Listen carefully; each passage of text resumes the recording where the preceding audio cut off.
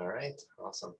Well, why don't we kick it off? Hello, everyone. Thank you for being here. Really appreciate you guys joining our, I think this is our second or third webinar we're doing this year. And this topic has been coming up quite a bit. So before I jump in and introduce our guest, what I wanted to do is set the little bit of the context on what we are seeing in the industry with regards to both the IDFA changes and the impact of it due to a lot of measurement on or impact of it on Facebook ad buying and really overall. So most of our customers that we work with and prospects that we're chatting with, we're hearing anecdotally that they're seeing cost of customer acquisition on platforms like Facebook more than double. And my suspicion is that this is being driven by multiple factors. IDFA is one of them, but there's probably a couple of other additional factors that also are driving this. So one of the things is more and more investment dollars are going into more of the consumer brands where people are now, that they had pent up demand on spending money on getting these consumers, and that's being poured into Facebook. More money chasing the same number of people. And it might be actually less number of people, because as more and more people are going outdoors, you're seeing less time spent. So the cost of the auction is going up. If anybody listened to the Facebook earnings call, just in the earnings call, they revealed that the auction price has gone up by 47%. And they expect that even the next earnings call, a lot of the revenue is going to be driven by price increases versus the increase of actual serving new ads. So that already was making things worse. And then the IDFA changes, what that is doing is that now with the loss of signal, there are fewer and fewer conversions that are getting registered by the Facebook algorithm. And now Facebook algorithm is taking a longer time to learn the optimization or the actual audience that works out for a customer. Other issues are around, both of these issues have resulted in doubling of, what we're seeing is doubling of customer acquisition costs. And we're not really seeing it on the Google side yet, because they don't rely on cookies quite a bit. Although on YouTube side, we probably will see that.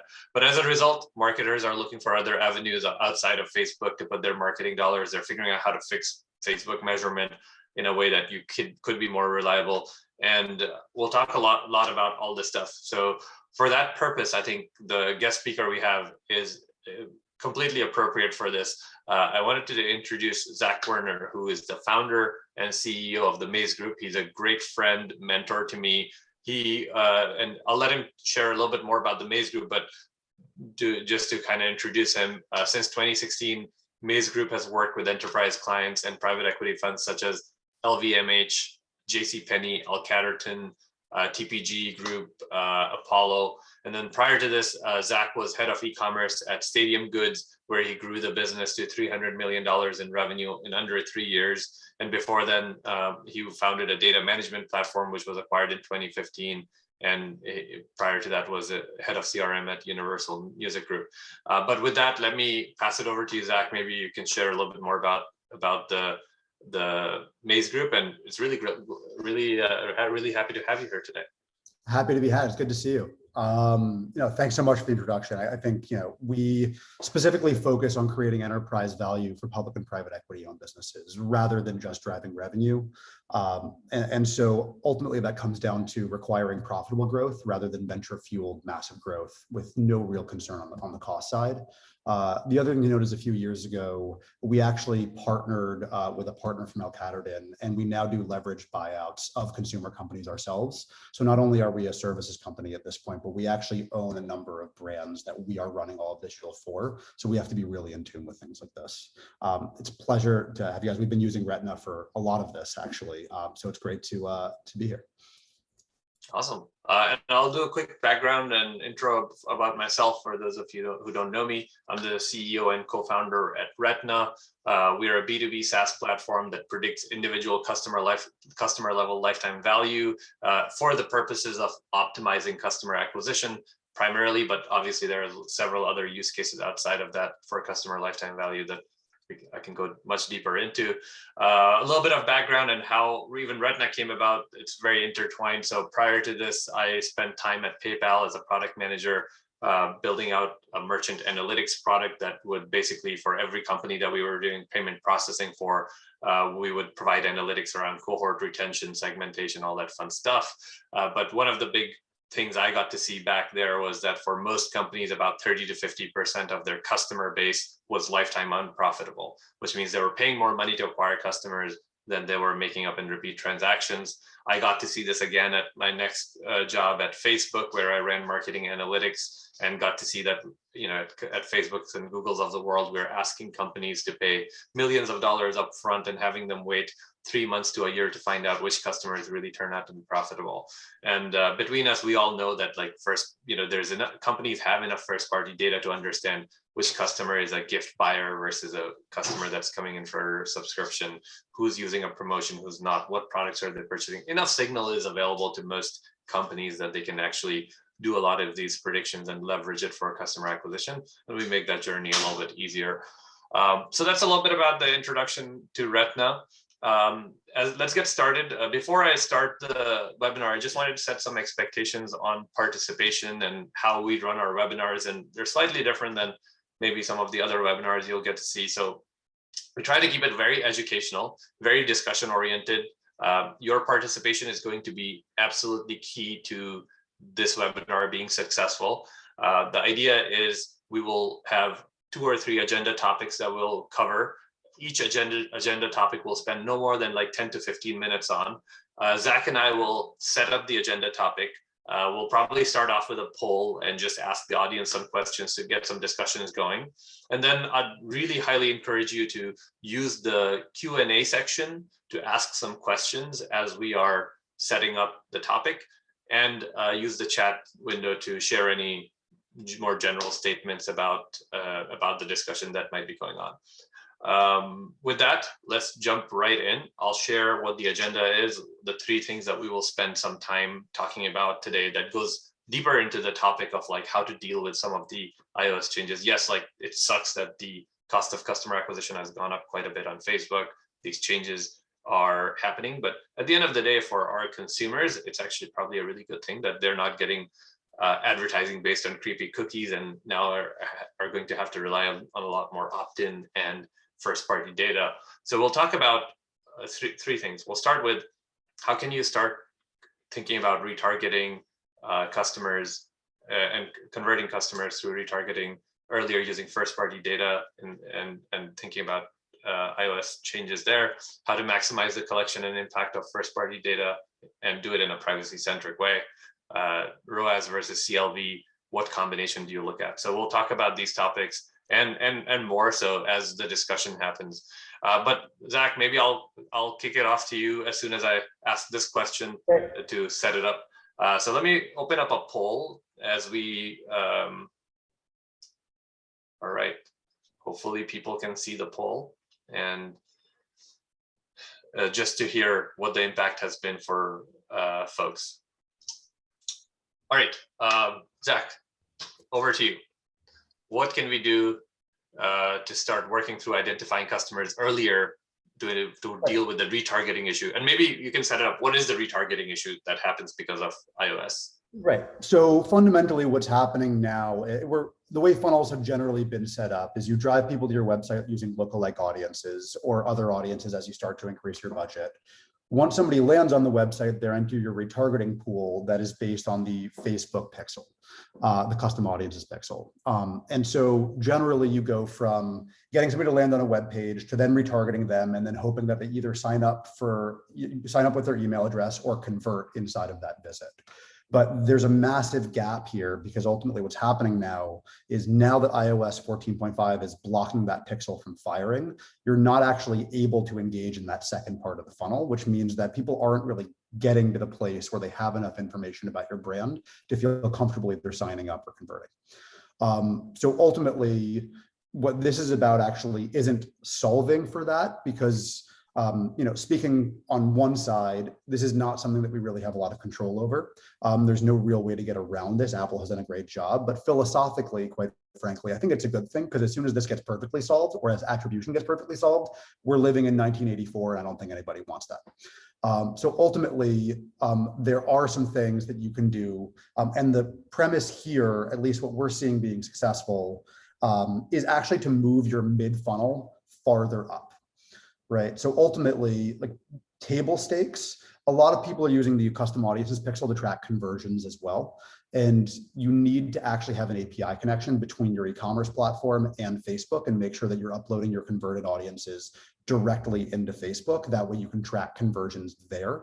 The email address comes in with the line level data, and that's not something that is cookie based, and therefore you can actually have an accurate reflection of what's happening on conversions. And your lookalike audiences, which frequently are based on that, will be present.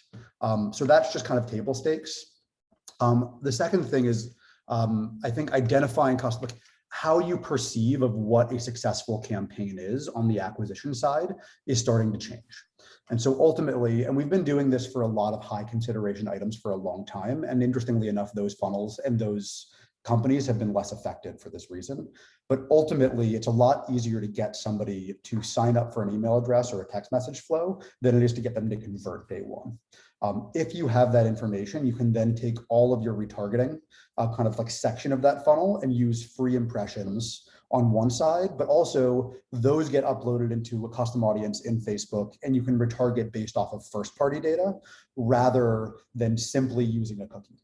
And so interestingly enough, a big part of that is fairly practical.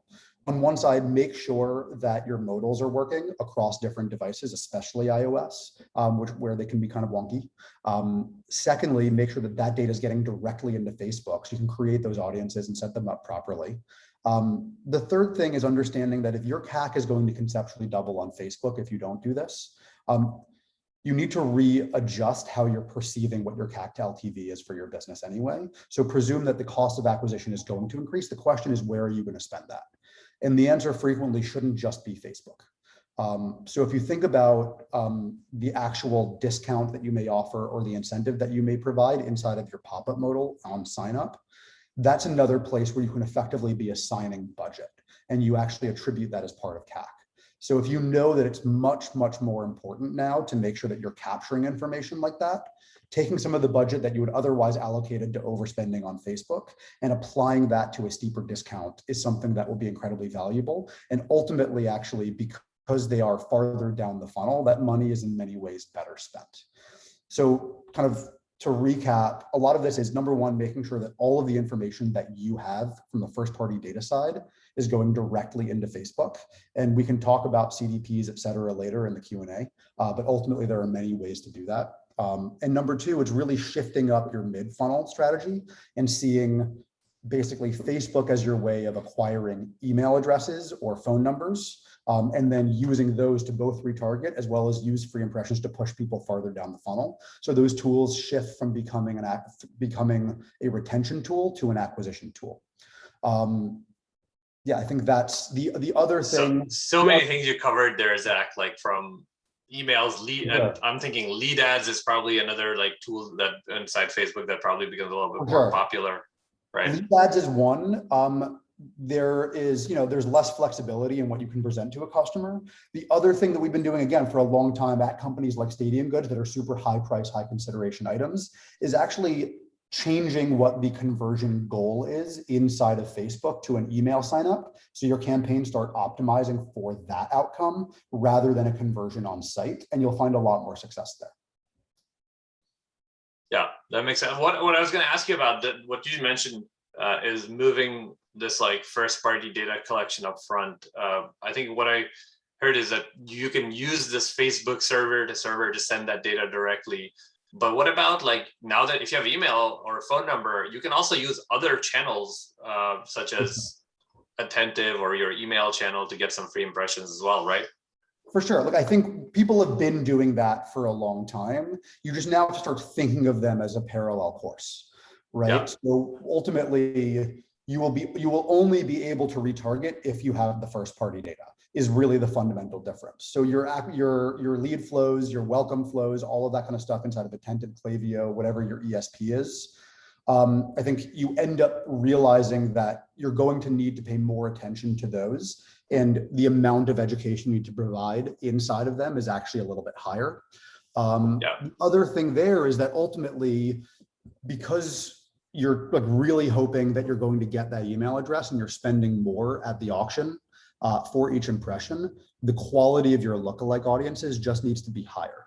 And so ultimately that means making sure that it's updating in real time. It means not, as you quoted in the banner, not just doing a 5% lookalike for all visitors or all email signups, but really understanding how to segment those customers and what to present to them when they land. Yeah, that makes a lot of sense. Let me ask the participants, if you guys have any questions, start to throw them in the Q&A. I'm going to end the poll to just see where people land on. I'm going to see if I can share results. So you guys should be able to see this. This is pretty interesting. Most people said they saw an increase in customer acquisition cost, and it varies all the way from little bit to all the way to up to 100%, with some people seeing more than 100% increase in customer acquisition cost, which is exactly in line with what we're hearing. So this is validating a lot of the problems that we're seeing in the market. Well, no, better than us, but this is probably not a great sample size. Yeah, that's true too. This is probably not the best sample size. Having said that, there's some interesting validation here. All right, with that, let's talk a little bit about what types of data. So one of the things, Zach, I noticed companies are getting smarter about collecting first-party data is including some sort of an onboarding questionnaire or preference selection. And we're seeing that is not only enabling you to collect that email address or some sort of identifiable information where somebody's opting in to providing that information, but it's also enabling the company to understand who's likely to be a high value customer versus not medium or low value, because you're collecting preferences that is helping the brand direct the customer to the right product, and also deciding, hey, who should I be putting more retargeting dollars versus medium or no retargeting dollars. So that's another thing I'm seeing quite a bit. Wanted to hear your thoughts on how you're seeing companies do any type of like customized user onboarding flow and mixing it into collecting first party data. For sure. I mean, this hits every part of the funnel. Look, ultimately, I mean, if you think about the evolution of advertising technology, for a long time, it was really focused on fully anonymized cookie pools and data management platforms and DSPs that then went into just like random ad networks. And then really one of the first crossovers to start using first party data inside of advertising was Facebook, followed by Google. Where you were able to target people based on their account information because it was inside of their ad network and inside of their platform. I think ultimately what you're seeing now is a shift farther and farther towards really first party data, as we mentioned, and that's going from DMP to CDP, or customer data platform. So one of the biggest things that we're seeing is a shift towards making sure that you actually have somewhere where all of your channels are bilaterally integrated with a centralized repository of your user information, so that not only can you make sure that your emails, your text messages, and your on-site experience are informed by what has actually happened with that customer, you can actually also start to create cross-channel journeys, and that starts to kind of build on itself and slowly reduce CAC, increase conversion rate, things like that. I think one of the opportunities that people frequently underestimate once they have all this first party data, because I think on-site personalization has really started to be done. In email personalization is something that's been happening for a long time, since ExactTarget, now Salesforce Marketing Cloud introduced relational tables. Where people seem to not really click with things like this is an understanding of the path from sub-segmenting your users in your CDP and creating different lookalike audiences based on what products those lookalikes may be interested in, that then lead to a landing page that is personalized to the audience. I think there's a lot of reliance on Facebook's algorithm at this point. And ultimately, there's also a lot of merchants that they're too small to do this for a while and then miss the moment when they are ready to start doing this because it is a lot of work and they're using agencies that are, quite frankly, not putting the resources that are needed on top of it. So I think that's the one that people miss frequently. Yeah. One thing I think it might be good to quickly give the audience a primer on, there's one webinar we did which actually explained the actual Facebook buying algorithm, the auction algorithm. So I want to go back to that and just re-emphasize the impact this IDFA change has had. And another anecdote I've heard from our current customers, hey, our campaigns are staying much longer in learning mode and sometimes not ever getting out of learning mode. And even the conversions we're seeing now are much lower. So I want to go back to how the Facebook algorithm, Facebook auction works and the impact of these changes. So think about the auction. So the auction, as soon as you pull up your Instagram, as soon as the Instagram app loads, a bunch of slots get populated. Most of the slots are your friends' feeds. And there's a certain percentage of the slots or stories that Facebook reserves for ads. In real time, there's a bidding that happens for every single ad slot that's opened up on every single user who opens it up. And those bids then go into bid on which advertiser actually ends up winning that bid. Now with IDFA changes, what's happened is as soon as that slot opens up, your actual auction is, while that auction, more people are bidding on the same auction, but also Facebook doesn't always know who this end customer is, at least from a retargeting perspective. And that ends up resulting in it taking longer and longer and longer to find the right audiences that are actually clicking. If you think about what the optimization is set up for, which might be conversions or driving a ton of conversion value, both of those don't end up hitting the mark. So that's kind of what's happening in the background. That's kind of that's ending up resulting in higher cost of acquisition that I'm seeing from at least the IDFA side. Anything else to add to this before we move on to our next topic? Any questions out there from the audience? I'm not seeing any compelling or any big Q&As on this yet. And while we wait for that, why don't we open up one more poll? Let's see if, go to question 2. Get a sense of when people started to think about this issue and when they've dealt with it. Don't worry, it's anonymous. Yes.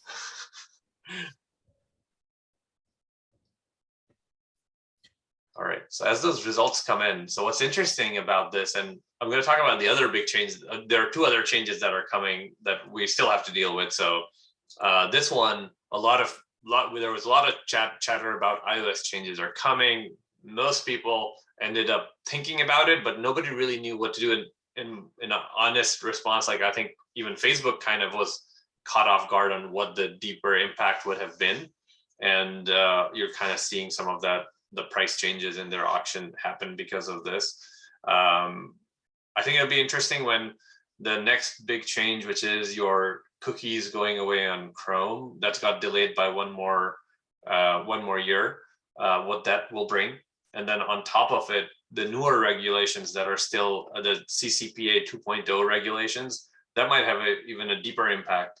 And I don't really know exactly what the timing of that will be, but I think these are just, IDFA was just one of the first few things that we are seeing now. And folks who get ahead of it probably have a leg up over time. And even the first party data, right? Like how long can we keep doing that before we start to actually incentivize people to opt in? Do we end up going back to the world? If you guys remember the world where we had the cable companies or Nielsen's of the world actually pay people to be a part of a panel where they would measure who is watching what. That's the type of measurement where we might end up eventually. So lots of things to think about. I'll end the poll here just to see some results on where people are. So if you look at the anecdote, and again, the sample size here you can question, but I think this is somewhat representative. Most people are still dealing with it. There are 29% of the audience says they dealt with this before the changes, but most people are still struggling to figure out where this ends up. Well, Matt, there are so many externalities to this and so many chain reactions that get caused in a funnel, especially ones with a lot of automation and personalization built into them. And I think it's really difficult to fully predict what's going to happen. And especially if you have a really well-honed funnel, setting up some sort of like contingency plan makes sense, but overhauling everything that you're doing to prepare for something that you don't actually know exactly how it's going to work and impact you is really difficult, right? So even though we know a lot of these changes are coming, it's difficult to just rip everything down without knowing that it's actually going to burn down on its own. What I do think is helpful is that the iOS and Chrome changes will have been staggered. So we'll know a little bit more what to do for the next one. Yeah, totally. I agree. There are a couple of questions out here. Let's start with a question from Zach, which is, do you address overlap between multiple lookalike audiences when evaluating performance? Do you think it's important to suppress one lookalike from another? Great question. So the honest answer is it depends on how many you have and how many people you have working on this, and how big the audiences are, right? If the overlap may be fairly small and you quite frankly don't have the time to do this, then probably not.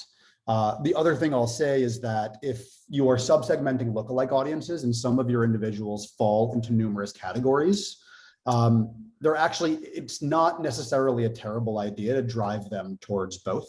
Though frequently what you can do is, again, like prioritize and then start removing everything from the ones that are lower priority. The honest answer is it's one of those things that is entirely based on testing. One of our premises here at Maze is like, we don't actually know exactly what the right answer will turn out to be, but we really know how to arrive there. And so the goal is to hit the target, crawl to the bullseye. And so with exactly this question, you kind of got to play it by ear. If you're going to end up removing 3% of an audience, that's very different than if there's a 30% overlap as well, right? And ultimately, you have to stack rank not just like all of like your time and your team's time, and is making sure that these are set up in the correct waterfall worth more than exploring a new channel or running a different A/B test or generating new creative. So it's a multifaceted problem, but it's not a bad idea if you're seeing data that indicates that you might be spending too much on an individual.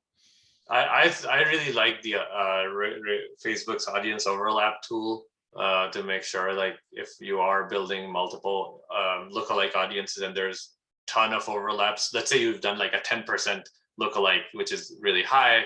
You're doing a full audience and you run the audience overlap tool and it's like completely overlapping.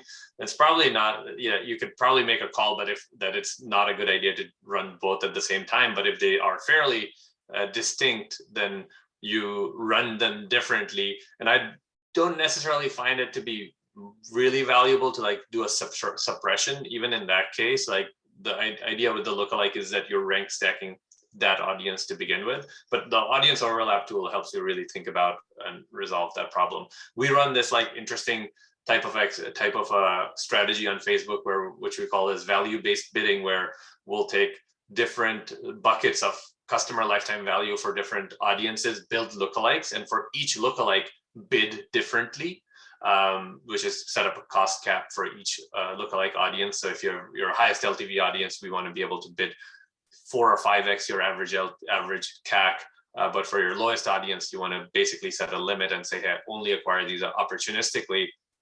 That strategy only works when there's quite a bit of a difference, or there's not that much of an overlap between all the lookalike audiences, and audience overlap tool is actually a really good way to kind of test that out. Ma, which one do you want to go to next? All right, so there's one, I like the second one real quick, which is if you're suggesting using first-party data, is this a solve, or would it require creating lookalike audiences off those first-party seed audiences? If so, can you give some insight into testing cadences structure you are using to find performing audiences based on first-party data? Great. So again, a lot of this is very company-based, but overall, if you think about the sequence here, so you use some sort of audience to drive a customer to a website. You're able to capture first-party data. Generally, what we would do is just retarget those people if you have a large enough set of those people. What you can do is create a 1% lookalike audience off of that group and then add that back to your acquisition campaigns. But ultimately, you have to remember that if it is a lookalike, generally speaking, it is an acquisition campaign, not a retargeting campaign. And at least philosophically, according to the way we would look at it, everybody has a different way of looking at it. But generally speaking, the sequence is, somehow drive somebody to the website, capture first-party data. On one side, use email or SMS or whatever other channel you're using to be communicating with them directly while simultaneously using that audience that you've created using first-party data, not a lookalike, to target them. Then once they've converted, creating a lookalike audience off of the converters. Remember, you need to be much, much more concerted in your effort to get the correct people to the website at the top of the funnel, because each click is going to be more expensive than it was, which means you can't just create a lookalike audience off of your visitors unless you're at a scale where that's exactly what you need to do to be able to actually reach enough of the audience. Right? A lot of these tactics are very different based on how big your company is.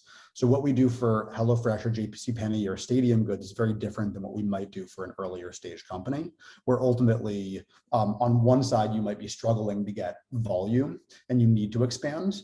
And then you end up in this place where you really need to hit efficiency. But at a certain point with a really, really large company, you just run out of people to target. And so you need to be able to get things out there that might be a little bit lower value on a per user basis, but that's the only growth opportunity you have.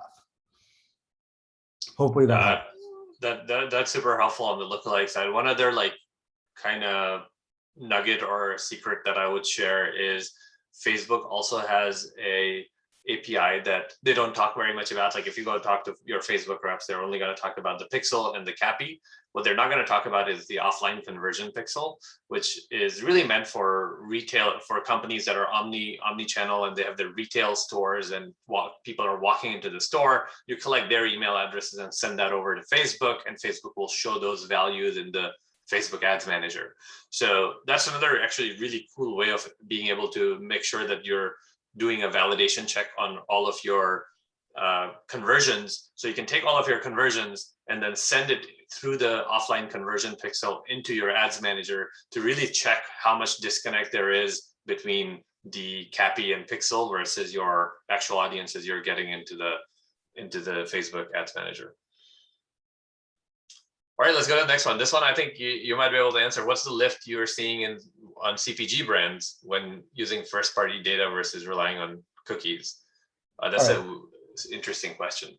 For sure. So I'm not going to give you exact numbers just because our clients are listed on our website, and I don't think they'd be very happy about that. But the answer is very significant. What I'll also say is that has been significantly higher for a long time, even before these changes came out. Because if you think about it, once you have first-party data, they're already significantly more convinced. The other thing to note is that if you have that data, we're not just spending money through Facebook, we're also emailing them. So we have a bunch of free impressions that aren't being calculated as part of the Facebook spend. So the other thing to note here is that even though your ROAS might go up, your ability to spend might go down. So your net revenue and net margin might also go down. So again, as you're starting to stack a lot of these and understand how this is working, understanding the impact of the bottom line rather than focusing on proxy KPIs like ROAS is something that's really important to do. In the same way that your conversion rate on an A/B test might be going up, but your revenue per cart might be going way down. Things like that. So on our end, and this actually relates to the next question, from an attribution. Before you go to that, I thought that was a trick question because I saw that it's CPG brands, first party data. Like those two are not really synonymous. Your CPG brands usually sell through in a, at a store. So they don't typically have like a D2C site. So I think either the question meant what D2C brands or, yeah, you know what I mean? I kind of read it as D2C CPG. If we want to get into the whole IRI, it's a different ballgame. Yeah. And I think that's a whole different webinar. We actually designed IRI's data management platform specifically to do this. So if we want to do another one, I'm happy to. But whoever anonymous attendee on that one is, let us know if you were talking about D2C. Hopefully we answered your question at least vaguely well. Yeah. All right, you go to the next one, Zach. We can talk about this one. Yeah, you want to start this one? Yeah. I can to start it because it sounds more relevant to Retina. So can you detail the opportunity of platforms other than Facebook taking an investment share? D2C brands talk about lifetime value and incrementality. How do we bridge the gap from click-through conversions to the view-through conversions? For example, connected TV, OTT. I'm gonna share this, and this is my perspective of where this world is going and why the first-party data way is the way that conversions and value is going to be measured. So the easiest thing for any platform and the brand to do is when the brand has a conversion that happens, you collect consent from a customer, get their email address or phone number or both. You can then take that email address and phone number, one-way hash it using a very standard SHA-256. There's like a standard way the whole industry hashes emails and phone numbers. You hash it, and then you send that back over to your advertising platform. And I'm saying advertising platform as a generalized. It could be Facebook, it could be your connected TV app. You send it over, and the hashed email cannot be decrypted back to the email. But what the platform can then do is say, hey, I have all these users who have signed up. I know their email addresses. They'll hash their emails using the same methodology, and then you do a match. And when you do the match, you have to drop anything that you don't have on your platform already. So now you get this like interesting overlap of audiences that are on the platform. So let's say, and I'll use the example of Facebook. You're a Facebook user. A brand has converted some customers. So the first thing that Facebook can do is match back to a user and say, hey, out of the 1,000 conversions you just sent me, I can match 800 users to my platform.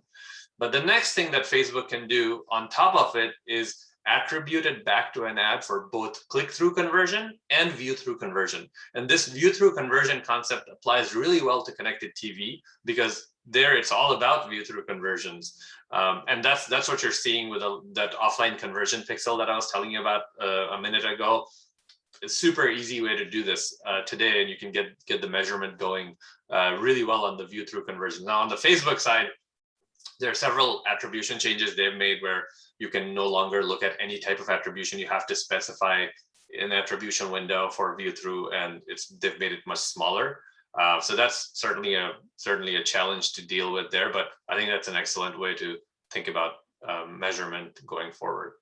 For sure. Anything else on this, Zach?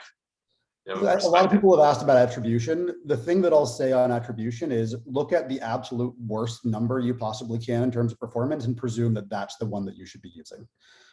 Each of these platforms are going to claim as much of the ROAS, as much of the return as they possibly can. The other thing that's interesting here is that the integration of CDPs actually ironically makes this a little bit easier. And use of control groups is really the only way to arrive at an understanding of even directionality when you're exploring new channels, right? So the channels that we're starting to explore, and we have been, I mean, we do a lot of direct mail work, which has been working fantastically, especially since everybody decided to get locked up into their apartments. But whether it's addressable TV, podcasting, et cetera, understanding which ones you can understand, how much actual codes how many discount codes can you get from podcasting, setting up scenarios where you may be spending more per customer, but also getting more data around where they came in is also really helpful. So for example, a lot of our television ads now drive to a text to sign up flow, which gives us much more direct attribution on that view through. And those text to sign up flows are highly incentivized. So those are the different types of things. And then as basic and annoying as it is, geo-testing works. Right, so comping various markets against each other that are already similar and then trying one thing that's different with control groups. But ultimately, again, attribution is never going to be perfect. And your particular channel mix, spend mix, and product will dictate how you need to test that. Yeah, that makes sense. I'm going to skip this one question around the conversion API. I think I just answered it, so we'll come back to this. If you have a question, please reach out to us directly, and we'll try to address this. Let's go to our next topic, which I do want to make sure we don't miss on, which is what combination of alternative channels should you consider investing in to maximize your or minimize your CAC, actually, is what I should say. I guess we just started answering this. Yeah. Do you want me to kick this off, or you want to go for it? Yeah, why don't you kick it off? But again, this is entirely business dependent, right? There are some products that are great for radio and podcasting. There are some products that are great for TV. There are some products that are still catalog businesses. Ultimately, it really depends on your business. We are, again, seeing direct mail, podcasting, and addressable TV as the three channels that are starting to really come in and take over share from Facebook, at least from our clients. And those are the ones that we're seeing the most success on. We're really not seeing a lot of success for e-commerce on TikTok, though we are seeing a lot of success for app downloads, signups, and things like that. But again, it really depends on your business, and it's part of a larger channel mix rather than just a direct alternative to Facebook. The other thing I'll encourage you to do is realize that the amount of time you spent optimizing Facebook has been pretty long, and you probably weren't performing that well at the offset. Give yourself a lot of budget and a lot of time to test into whether these things are working, rather than running a test and then yelling at your agency for not performing, when it's going to take months to figure out exactly how this fits into your funnel. This is an exercise in patience. You're building the business you're going to have for a very long time. There is no immediate quick hit fix. Yeah, my only addition to that's exactly what I was thinking. One addition is keep an eye out on which platforms time spent is increasing on, right? People are doing a lot of searches for rental units, as we were talking about at the beginning of this webinar.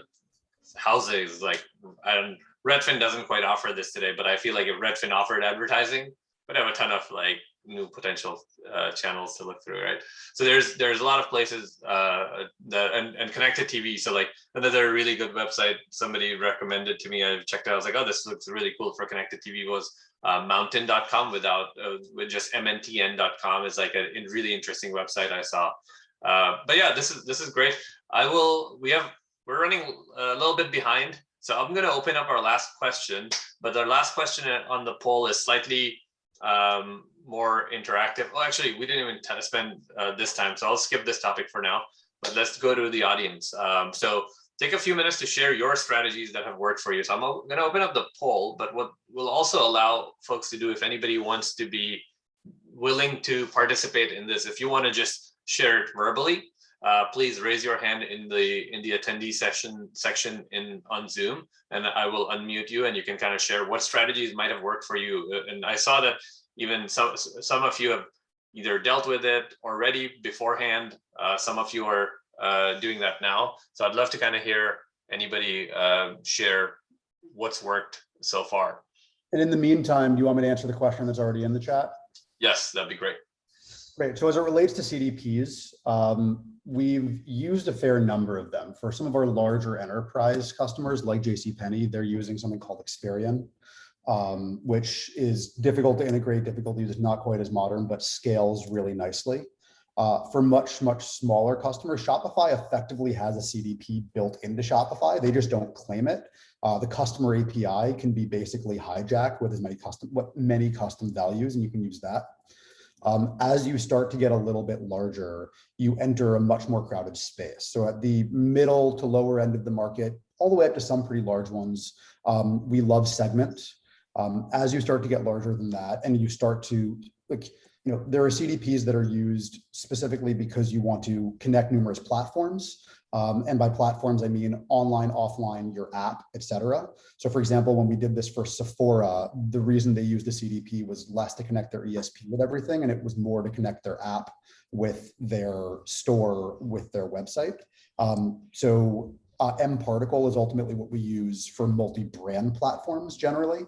So LVMH is moving entirely onto mParticle. Corsair, which is a holding company that owns a bunch of gaming hardware companies, we put on mParticle. Action IQ is one that we like a lot, but they have their ESP built in, so it's insanely expensive. And it's hard to create your own kind of larger microservice ecosystem around it, but hopefully that's a good start. Exactly. And then I have Alyssa here who can share what's worked. Alyssa, can you introduce yourself real quick and share what's worked for you?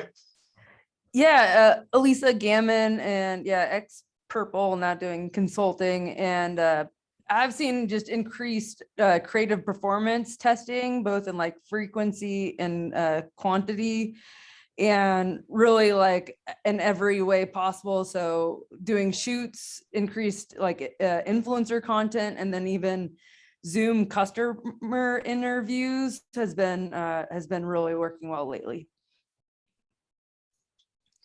Yeah, that sounds great. Thank you for sharing. Yeah, I think the part that Elisa mentioned around the combination of creative and targeting audience is back in style, and people just go and doing all different types of experiments to see what's landing, what's not. Old school growth marketing. This is certainly starting to be back in style. Yes, good old SEO definitely still works. Yeah, absolutely. All right. Any other questions? Let's open up to general Q&A. If anybody has any other outstanding questions that for myself, Zach, or even throwing a question out to the audience, happy to cover that.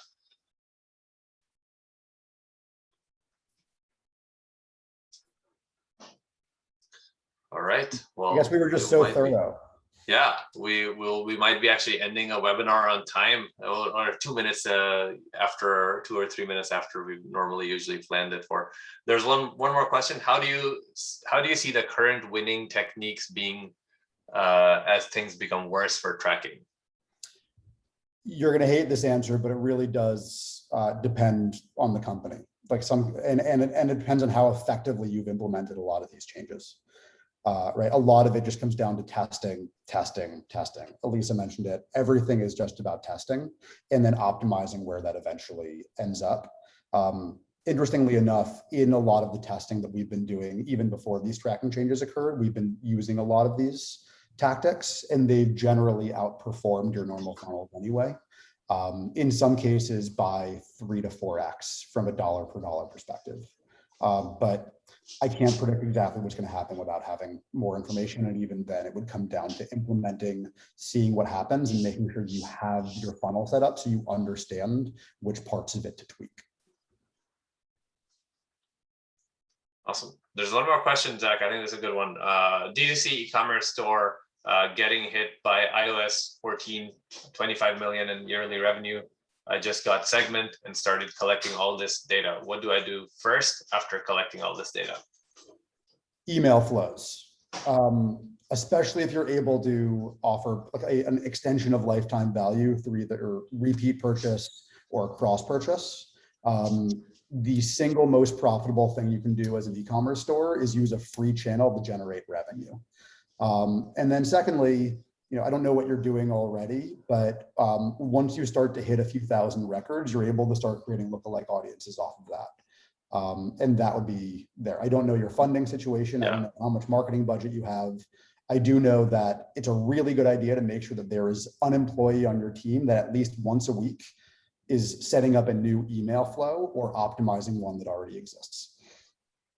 Yeah, and I think the other thing we've seen people who have Segment or mParticle, very quickly you can get to start to do an understanding of your core group of customers, or repeat purchase rates and loyalty is really high, and like identifying that and figuring out how to segment before you and create a strategy around them that's actually differentiated. And that eventually ends up into our other conversation, which is valuations of companies go much higher when you start to do that. Yeah. The other thing I'll say is like, don't get too lost in the minor details. Figure out what the addressable audience of each thing you're going to do is and what the revenue potential is. If something's going to impact less than 1% of your customers, unless you're a massively scaled company, that's not going to move the needle at all. So start to prioritize based on what will actually generate enough revenue to be worth your time. Especially if you're a startup, you are understaffed and under budgeted. Yeah. Let's go to Zach. I may have heard, this is interesting, somebody knows you. Your opinions on high consideration items and low repeat rate when looking at investments. Some opinions on high consideration and low repeat rate when looking at investments. Whoever sent that is just kind of generally being nasty. And also there's like one of 3 people that it could be. So look, as an investor, ultimately, when you really boil it down, you have to create a narrative And that narrative is going to be based on actual financial performance, as well as an ability to predict future financial performance and growth. So if you look at various business models, I'll use Casper as an example, where for a long time they were just selling beds. And that's a full-on acquisition game because they had no ability to increase customer lifetime value until they started selling pillows. So the amount of energy and money that is going into the first transaction as a proportion of all of your marketing budget and time is almost 100%. And so not only is there no clear, predictable repeat purchase or cross purchase or longer lifetime value, 100% of transactions effectively are being paid for. Whereas if you look at a Sephora or a supplements company or a skincare company that has numerous lines, not only do you have a potential to create subscription revenue, but you also have an ability to cross-sell and increase lifetime value. So ultimately, the multiples that we would put on these companies when we're investing in them or acquiring them, when you are a company that has a significant opportunity for either repeat or cross-purchase, are much, much higher, with the kind of pinnacle of that being subscription. Part of the reason software companies are valued so highly is frequently they are recurring revenue with massively high margins. Yeah. And well, so, I my favorite exception to this high consideration, but also high lifetime value company is Warby Parker. Very expensive AOV, high consideration, but a ton of repeat purchasing going on. They've built a really good brand and product. For sure. I think ultimately high consideration becomes a little bit different. So for example, we work with a company called Seed. Most of the people that are taking Seed have already been taking probiotics. It's an incredibly high consideration purchase for most people because it's more expensive than everything else in the category, but it is still subscription. So I would actually put those two in slightly separate buckets. And then there's a lot of different ways to treat those. I'm going to find out who asked that. All right, let's go to the next one, which is how do you deal with brand affinity versus sales conversions with micro-targeting? Because so broad targeting versus being very targeted. I'm a little confused by the question. I think I can answer this. I think that, so if you go to your Facebook rep, they're going to be like, run broad targeting, let us do the optimization of ads, and I think that there's a computer science algorithm, probably not really well named, called explore and exploit algorithm, which is basically you want to, in the beginning phases, you want to be in a lot more exploration, but as you hone down what your audience is and creative audience combination that works really well, you want to get to like a point where you're doing a lot more, you're in the exploit mode, you know exactly what's working, what type of audience. But there is a ratio that you should always maintain, right? Because there's new audiences coming into the ecosystem that you might not know about. So the ratio of your exploit versus explore campaigns is one that varies as your business matures. But this is a very general answer I'm giving, but I always recommend doing very targeted lookalikes, and even like value-based lookalikes, while you're running some of your broad targeting campaigns that may be on CPO. So for a D2C brand that is launching now, I don't know what category you're in, but ultimately, however much attention you can acquire without paying for it is a great way to kickstart getting a bunch of first-party data. I don't know if that's influencers or press or events or collaborations or partnerships. Get attention. I also don't know how well funded you are. So the alternative option is raise more money than you thought you were going to originally. Yeah, my very crude answer to this is like, you need to survive for 18 months, and in that 18 months, try to generate as many customers that you can get to be like loyal. Like if you can get to like 15 to 20% repeat purchase rate in the first 18 months, and you're like north of 10,000 customers, you're heading in the right direction. Which also answers another question I see, which is what's the ideal size when we start working with companies. We generally want to see companies cross that chasm of like getting to a bunch of data that helps them understand who their core customers might be, and that tends to be at the least like 18 months out. Recommendations on a measurement stack. That'll also depend a lot on the channels you're using. So, Ahmad mentioned CPG companies tend to be doing a lot of offline sales, in which case you're really going to want to look at a Nielsen or an IRI as part of that stack. If you're a massively scaled company that's still doing a lot of work inside of just various ad networks, there are a few solutions that we like, whether it's C3 metrics or your DMP and DSP in general will have some things built in. What we really like about CDPs and what we have frequently done is take a lot of the data in from the channels that we're using and then kind of create our own attribution algorithms and inside of measures in the CDP. So you can actually create additional columns inside of users for, cumulative ad spend across that customer. Google Data Studio integrated with Segment is one of our favorites. As basic as that is, you have all of the information. It's just about setting it up properly. And the other thing that's interesting is Google Analytics allows you to input custom fields, and we make great use of that, partially because there's really no other way to make sure that Google data is coming in accurately. In the same way that Facebook really makes sure that they're taking credit for everything inside of their platform, Google doesn't really tell you much unless you're using their platform. So again, it really depends on the company. If you want to reach out to Ahmad or I, we're happy to hear a little bit more about what's going on and give you a better direction, but assess yourself based on what the needs are of your company. There is no one answer. Yeah, early stages, you might be like in some of the, there's like mixed panel style and Google style, obviously Google Analytics. Anthony, who's on here, gap on Facebook with GA. A big part of that is also even GA is going to have a pretty big gap with your e-commerce platform unless you do server-side integration. I can't stress enough. Every time you're using something, there should be a server-side integration between your e-commerce platform, your payment service provider, and whatever ad network you're using and whatever analytics platform you're using. If you're even just using GA's integration with Shopify or Salesforce, you're missing at least 8.5% of conversions inside of your analytics platform, and there will be a gap. Yeah. All right, cool. We're very close to time. I'm wondering if there's any more room for a question. I'm looking at some questions here. Where do you think let's do this last one and then we'll close it out. Where do you think agencies will be with this new anti-tracking landscape? Does this open up a big opportunity for newer agencies? Can you read that one again? Sorry. Do you think most agencies will be able to cope with the new anti-tracking landscape? Does this open up a big opportunity for newer agencies versus older ones? It's a little unclear. What we've seen is a lot of the holding company agencies that used to do television and magazine ads have evolved, and that's either been through acquisition or just through an evolution of their strategy. Ultimately, all agencies have constantly had to adapt. This is not the first IDFA change that existed, right? Yeah. Facebook even moving over to timeline was a huge deal for a lot of agencies. The algorithm for SEO and SEM changes hundreds of times a year. Ultimately, the agencies that don't adapt aren't going to survive anyway, is my general feeling. I do think that there's an interesting marketing opportunity for smaller agencies, claiming that the larger agencies are too slow to adapt to these changes and therefore they can get in there. A big part of this is narrative.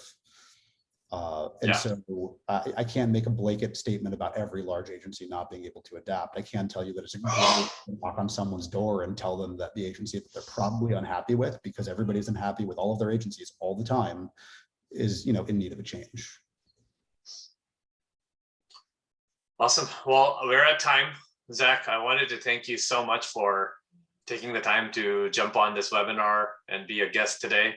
I wanted to thank the whole audience who participated a lot today. This is amazing to see. And also a big shout out to Retina's marketing team and Nadine who helped set up the webinar.